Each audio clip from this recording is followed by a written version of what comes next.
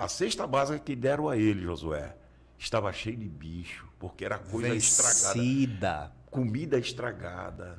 Então, Josué, a gente, para verificar essa questão da mudança na nossa igreja, a gente tem que buscar apoio aonde? Na Bíblia. Na Bíblia. Então, tem essa questão da mulher curvada, que ia ao templo há 18 anos e ninguém observava. Encarava como normal. Normal. Então a gente tem esses pregadores hoje que estão destilando ódio e você está gostando daquilo. É impossível eles estarem sendo usados pelo Espírito Santo de Deus. Doutor Miguel, quando Jesus estava aqui, Lucas capítulo 13, versículo 10 em diante, existia uma mulher que fazia 18 anos que ia normalmente na sinagoga. Aqueles escribas, os fariseus, os intérpretes da lei conviviam com aquela situação normalmente. E a mulher oprimida por Satanás. Quando Jesus entrou na sinagoga que estava ensinando, a mulher entrou. Jesus impôs as mãos e a mulher se endireitou. E os escribas e fariseus, os hipócritas que pregavam a palavra de Deus, começaram a censurar Jesus. Não é lícito curar no sábado. Tu não sabes? Se tu fosse filho de Deus, tu sabia que você está quebrando a lei de Moisés. Foi quando Jesus falou desse hipócritas. Se vocês, como é que diz aqui? E tomando a palavra, o príncipe da sinagoga, indignado, olha só, porque Jesus curava no sábado, disse à multidão: 6 dias há em que é mister trabalhar, nestes, pois, vinde para serdes curados. Repreendeu quem foi buscar o alívio e a cura da alma e do corpo. Pois vinde para ser curados, e não no dia de sábado, ofendendo a fé da mulher. Respondeu-lhe, porém, o Senhor e disse: hipócrita, no sábado não depreende da manjedoura cada um de vós o vosso animal? É o que está acontecendo hoje, né, doutor Miguel? O que não é uma coisa semelhante? Olha, hoje você vai para a igreja, Josué, hoje, e você não vê nenhuma operação de milagres na igreja, não se vê hoje alguma cura. O que se vê hoje na igreja é pregação de ódio. De ódio? De ódio, aquela pregação manipulada, aquela pregação lançando espíritos de enfermidade, de maldição, meu irmão. É coisa maligna. Eu posso dizer, esses homens, eles não estão com o Espírito de Deus. De Deus, estão com o Espírito de Deus. Tem gente que entra na igreja, tem gente que as pessoas dizem, sai pior do que entrou. Se a membresia soubesse o que eu sei, e você também, olha, muitos se desviariam. Como um amigo meu que é pastor, que está lá, quando ele começou a frequentar a cúpula, ele disse a mim, Josué: Miguel, se eu for olhar o que está em meu redor, eu me desvio, por isso que eu não olho. Você veja a que ponto chegou. Outro também, pastor, amigo meu, que esse pessoal são meus amigos, mas não são meus amigos extensivamente. Ligam para mim, pedem reservas para que eu não comente, mas eles me contam tudo. Existem pastores, Josué, que estão em adultério há muito tempo. Existem pastores, Josué, que têm amantes. Existem pastores que estão em agiota, pedindo dinheiro a agiota. Existem pastores em pedofilia. Existe pastor de todo tipo. E de homossexualidade. Existe pastor. E esse pessoal, quando chega na frente da igreja, ainda pregam, ainda tomam uma ceia. E o povo glorifica. Você veja a que ponto a degradação da igreja chegou, Josué. Isso é uma vergonha. Isso é uma vergonha a gente ver esse tipo de coisa. E a gente quer dizer ao povo, e o pessoal não acredita. Não acredita simplesmente porque eles foram enganados esses anos todos. Foram uma espécie de lavagem cerebral nesse pessoal, que esse pessoal não acredita. Então, procure saber, procure ver a direção da igreja envolvida em tantas coisas erradas, procure ver e você vai tirar a sua própria conclusão. Interessante, doutor Miguel, é que quando Jesus chega com autoridade, né, conforme o profeta Isaías disse, o Espírito do Senhor Jeová é sobre mim, pelo que eu fui ungido para evangelizar, enviou-me a curar os quebrantados de espírito e a pôr em liberdade os cativos. Aí Jesus toma a palavra quando ele curou a mulher. O príncipe, você sabe o que é príncipe da sinagoga? O principal, o chefe. Aqui seria o pastor presidente. Pastor presidente da sinagoga, todos os judeus reunidos que foram lá aprender a palavra, os escribas. Aí o príncipe da sinagoga, indignado, olha só, porque Jesus curava no sábado, disse à multidão, se dirigiu para a multidão. O que é que eles fazem hoje? 6 dias. Aí repreendeu. Jesus respondeu-lhe, porém, o Senhor disse, hipócrita. E não, aí versículo, e não convinha, disse que ele soltava o jumento, né, e não dava de beber no sábado, e não convinha soltar desta prisão no dia de sábado esta filha de Abraão, a qual há 18 anos Satanás tinha presa. Meu irmão, isso é muito ensinamento. Há 24 anos, essa igreja da Evangélica Assembleia de Deus, como o senhor disse, ela se tornou uma seita, uma entidade religiosa que adora ao príncipe da sinagoga, vamos dizer assim, e que não está adorando a Deus.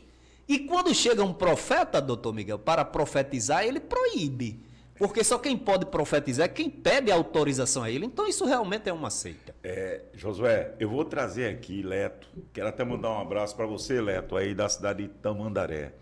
Leto, ele é um mototaxista, uma pessoa muito inteligente lá da cidade, muito conhecido na cidade. E Leto levantou uma tese que derrubou tudo isso que o pastor vem pregando. Leto disse... Ele proíbe que eu dê a paz a outras igrejas. Ele proíbe que eu fale. Que visite outras igrejas. E agora, na pandemia, ele botou esse áudio dele para todo isso. Chegou até na Europa. E agora, na pandemia, eu precisei. E o meu pastor não me ajudou. O meu pastor não trouxe nenhuma cesta básica para mim. Sabe quem me ajudou e quem me alimentou? Foi o Padre Arlindo. O Padre Arlindo foi quem, nos momentos de dor da família de Leto, chegou lá, socorreu. Aí Leto disse uma contradição. Por quê? Eles não querem que a gente fale com nossos irmãos e proíbe, além de proibir, ainda disciplina. E quem me socorreu... Só querem os dízimos. Quem me socorreu foi a Igreja Católica. E nós pior, somos irmãos. Como é o nome dele? Leto. Leto, irmão Leto. É aqui, viu? Ele não somente... Eles não somente deixaram dele socorrer, como estavam passeando, gastando dinheiro na Europa. Na Argentina e nos Estados Unidos. Está aí provado. Ô, Josué. O teu pastor, Leto. Olha, Josué, e falando sobre isso, eu trouxe a semana passada aqui o cantor Joel Calisto. Ele estava sentado onde você está sentado. E Joel Calisto disse a mim, e disse aqui para todos, que foi proibido pela direção de cantar na Igreja Assembleia de Deus, simplesmente pelo fato dele ter ido cantado numa outra Assembleia de Deus, que não é o Campo Recife. Deve ter ido na Abreu e Lima, com todo respeito aos irmãos de Abreu e Lima, nossos queridos irmãos de Abreu e Lima. E ele foi cantor lá, fez um culto dele, e ele sobrevivia, Josué, da venda dos CDs, dos trabalhos dele. E foi proibido de cantar. Eu sei que esse rapaz, ele é um rapaz jovem ainda, ele tem 3 filhos pequenos, e esse rapaz, proibido de cantar na igreja, ele começou a passar necessidade. E além disso, nós temos um departamento social onde distribuímos mensalmente centenas e até milhares de feira básica. Isso é feito sem nenhuma ajuda do erário público, nem de político, doutor. Nenhum centavo, doutor. Cada círculo de oração é pedido um item para ser doado pela comissão. Sardinha, açúcar, feijão e assim vai. Para o projeto Samuel, como as crianças não estão indo, então estão revertendo essas cestas básicas, estão juntando esses itens e formando cestas básicas e vendendo o que foi doado por R$40. Segundo ele falou aqui para mim, ele disse que foi pedir uma cesta básica na igreja porque estava passando fome.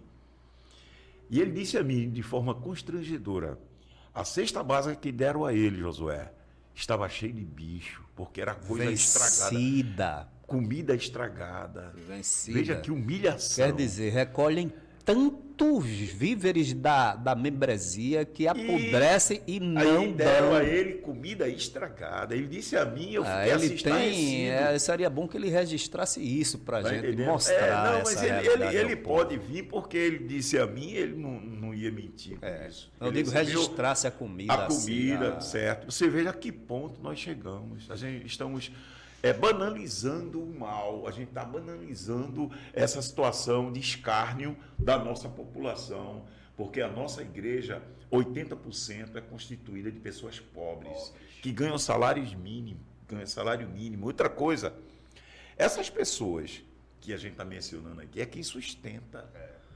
As benesses sustenta o padrão de vida que esses pastores hoje ostentam. Então, essa população, que é em torno de 80%, acordem, não deixem de se alimentar para pagar dízimo. Deixem de pagar o dízimo e comprem cestas básicas, comprem gêneros alimentícios para a sua família.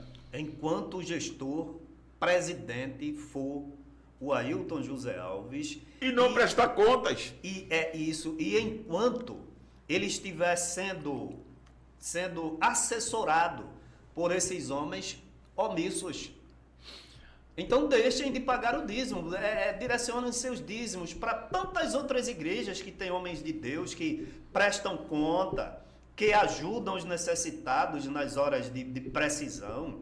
Olha, doutor Miguel, às vezes eu fico olhando o gestor presidente pregando na igreja, eu digo, meu irmão, como é que as pessoas, eu já disse isso aqui, vou tornar a dizer, tem líderes, pessoas que trabalham no setor jurídico, né, na área jurídica, na área de mestres lá fora, líderes de empresas, funcionam. Como é que esse povo se presta a estar ouvindo um homem hipócrita que não prega aquilo que vive e sendo adorado por esse povo? Como é que vocês aguentam uma coisa dessa, irmãos?